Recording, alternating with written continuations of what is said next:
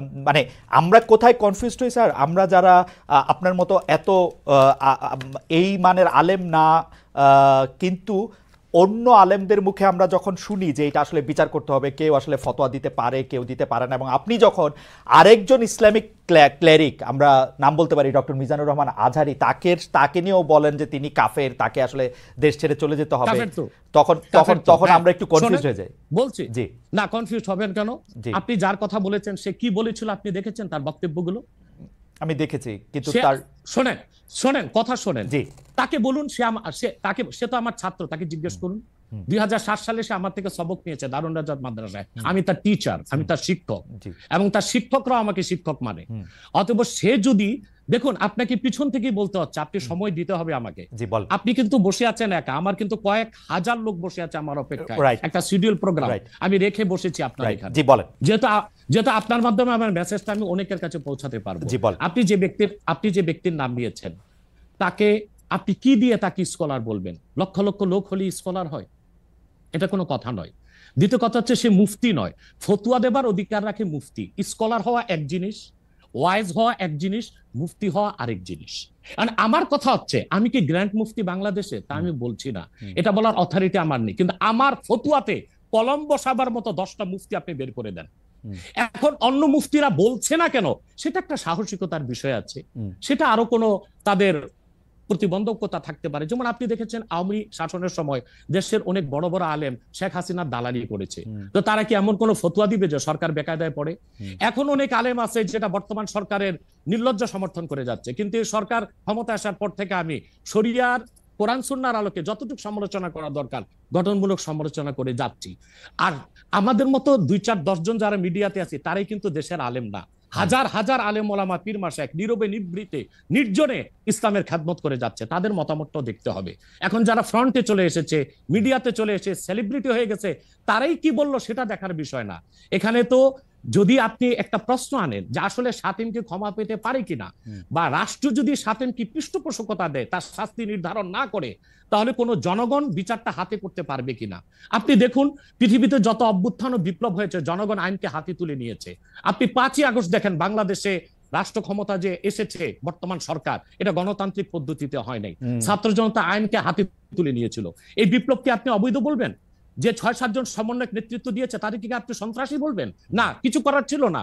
15 বছরে যে জগদ্দল পাথর ফেসিবাদী হাসিনা বসেছিল, গণতান্ত্রিক পদ্ধতিতে এটাকে সরানো সম্ভব হয় নাই, আইনকে হাতে তুলে নিতে হয়েছে।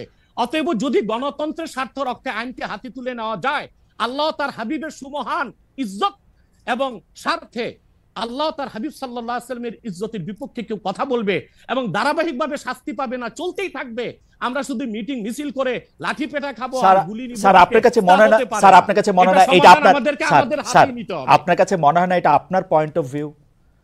বিকজ আপনি যা বলছেন, হ্যাঁ আপনি এটা ঠিক যে আপনি তো একজন স্কলার, শিক্ষক, পড়াচ্ছেন, এবং আপনি গ্র্যান্ড মুফতি না হলেও একজন মুফতি, কিন্তু আমরা ধরেন আমি এখন কথা বললাম হচ্ছে যে বাংলাদেশে কিন্তু এইটাও প্রচলিত যে যারা বলতেছে যে তারা আসলে যা কিছু পরীক্ষিত হাদিস নয়, যা কিছু পরীক্ষিতভাবে কোরআনের ফয়সালা নয়, তারা তা মানতে চান না। ধরা যাক ঈদে মিলাদুন্নবী সম্পর্কে তাদের একটা বয়ান আছে, তাদের আরও অনেক কিছু নিয়ে তাদের একটা বয়ান আছে।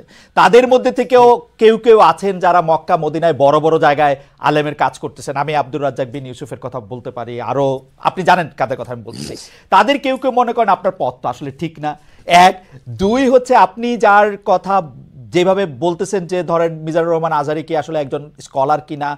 এখন কেউ কেউ তো এই প্রশ্ন তুলেছেন যে জনাব এনায়েতুল্লাহ আব্বাসীও যথেষ্ট পরিমাণে এই জায়গায় আছেন কিনা। সেই জন্য আমি জানতে চাইতেছিলাম যে আপনি যখন আইন হাতে তুলে নেওয়ার কথা বলেন স্যার, সেইটা কি আপনি কিভাবে তার যোগ্য, এবং আপনি ছাড়া আর কে আছেন এটার মধ্যে যোগ্যতার জায়গায় আর কি? আমি এখন বলছি, আমি মনে করি আমি গ্র্যান্ড মুফতি বাংলাদেশের। আচ্ছা, আপনি মনে করছেন আপনি গ্র্যান্ড মুফতি? ওকে, এবং এটা আমি চ্যালেঞ্জে। ওকে ওকে, আমার ফতুয়ার বিপক্ষে, শোনেন, আমার ফতুয়ার বিপক্ষে যে যাচ্ছে তাকে আমার সাথে বসান, আপনার প্ল্যাটফর্মে বসান। 1, দ্বিতীয় কথা হচ্ছে দ্বিতীয় কথা হচ্ছে ঈদে মিলাদুন্নবী নিয়ে যে আপনি প্রশ্ন করেছেন, ঈদে মিলাদুন্নবী সাল্লাল্লাহু আলাইহি ওয়াসাল্লাম নিয়ে অনেক ডিবেট হয়েছে এবং ঈদে মিলাদুন্নবীর পক্ষে যারা, তারাই বিজয়ী হয়েছে। আর বাংলাদেশে ওলামায়ে দেওবন্দের একটা বিরাট অংশ যারা মূল ধারার, তারা কিন্তু ঈদে মিলাদুন্নবী নিয়ে কখনো বিরোধিতা করে না। কিছু মাত্র স্কলার আছেন যারা কোনোভাবে পার্সেজ হয়ে আছেন, তারাই ঈদে মিলাদুন্নবীর বিরোধিতা করে।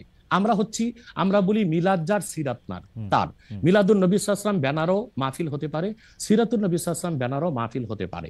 এবং আপনি শুনেছেন আজকে 4 বছর যাবত সৌদি সরকার উচ্চ ওলামা পরিষদ ফতোয়া দিয়েছে যে ঈদে মিলাদুন্নবী উপলক্ষে মাহফিল সৌদি আরবে হবে এবং 12 রবিউল আউয়াল তারা রাষ্ট্রীয় ছুটি ঘোষণা করে রেখেছে।